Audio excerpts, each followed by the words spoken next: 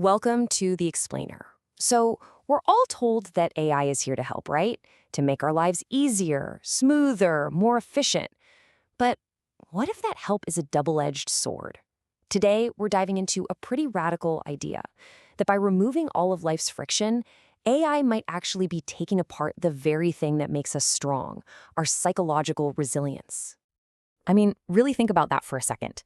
Our entire psychological makeup was forged over millennia to handle challenges, to overcome obstacles. That's how we grow. So what happens to our minds, to our character, when those obstacles are just systematically erased by an incredibly helpful, super intelligent system? That is the big question we are tackling today. You see, for most of human history, the main danger to our mental well-being was stress. Too much challenge, too much adversity. But now we're staring down a completely new kind of threat. And it's not stress, it's atrophy.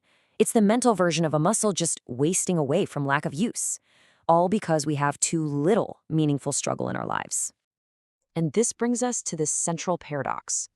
The very technologies that we design to make life easier, to remove all that friction, might be the very things that are dismantling our ability to handle it. Now, to really get how this works, we've got to look at a key psychological idea that explains how we grow in the first place. Okay, so the term is optimal frustration. I know, it sounds kind of negative, but it is the absolute engine of psychological growth. It's that moment when you need help, but it doesn't show up instantly.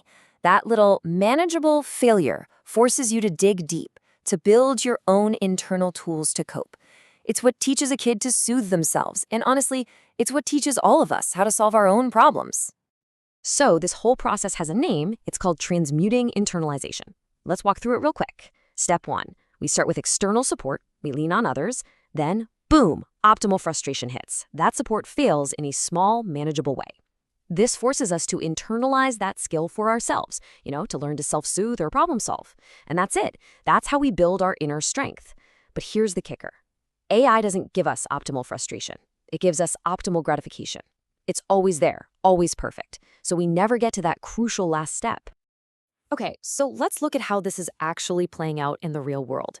Because when we short-circuit this whole process of building resilience over and over again, we start to see symptoms, the symptoms of a widespread atrophy.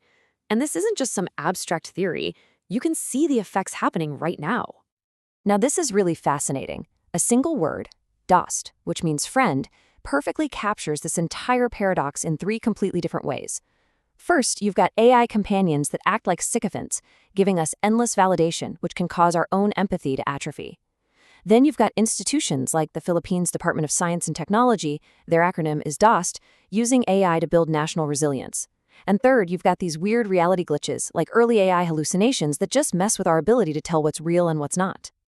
And the symptoms go way deeper. We're seeing actual cognitive atrophy. MIT studies using EEGs have shown that when we use AI to help us write, the connectivity in our brains literally decreases. We are outsourcing our thinking. We're also losing our epistemic agency. That's our ability to know what's true for ourselves.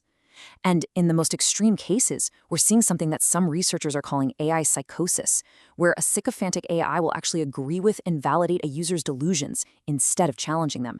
And that is just a catastrophic failure of reality testing.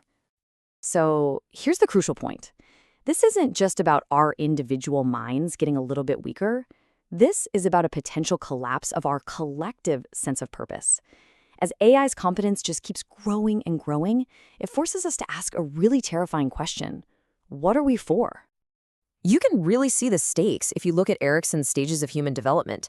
Our whole lives are built on resolving these key psychological conflicts. Well, AI threatens to just break the whole model. For a kid, why would you develop a sense of industry if an AI can do everything better? For an adult, how can you feel generative? How can you pass on wisdom if an AI already knows everything? It's a fundamental challenge to the very way we mature as human beings. Okay, that was a lot, and it's heavy stuff, I know. But now, let's pivot to the solution.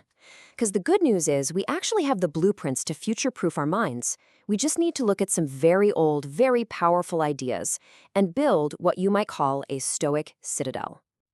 And this toolkit really has 2 main components. On one side, you have stoic armor. This is all about building mental toughness by focusing, ruthlessly only on what you can control. And on the other side, you have Buddhist flexibility.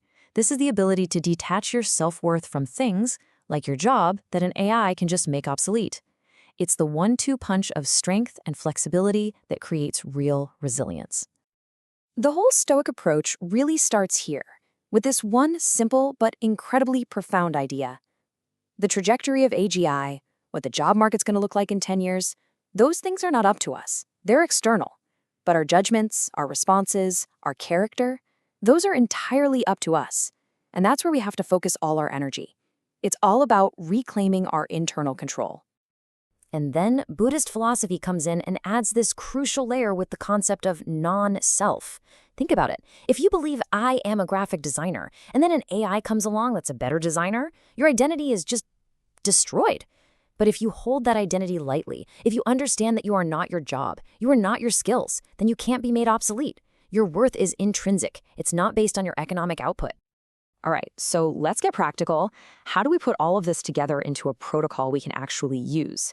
What are the specific things we can start doing today to build this deep resilience that we're going to need for the age of AI? Here it is, the protocol. First, actively inject friction back into your life. Choose the harder path sometimes. This builds that mental muscle. Second, practice cognitive resistance. Don't just accept what an AI tells you. Use it to argue against yourself, to challenge your own biases.